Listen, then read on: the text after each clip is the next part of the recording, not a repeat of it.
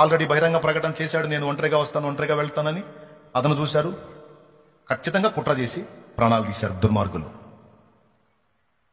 ఏం చేస్తారు? శరీరాన్ని చంపుతారు, ఆత్మను చంపుతారా? కానీ ఆయన దేహాన్ని చంపిన వాళ్ళ ఆత్మని శరీరాన్ని కూడా నరకంలో నశింపజేస్తాడుగా. రేపు అగ్ని ఆరని పురుగు చావని ఘోర స్థితికి వెళ్తారుగా వాళ్ళు. వాళ్ళ కర్మ గాలిదిగా. వాళ్ళ శరీరాన్ని చంపారు, యేసయ్య రెండో రాకడలో మళ్ళా లేపుతాడు, ఆయన లేచి వస్తాడు. ఎందుకంటే ఆయనకి మరణం లేదుగా, క్రైస్తవుడికి చావు లేదు. అదే గ్రంథంలో చెప్పింది, మరణము తప్పించుట యెహోవా వశము. అంటే ఏంటో తెలుసా?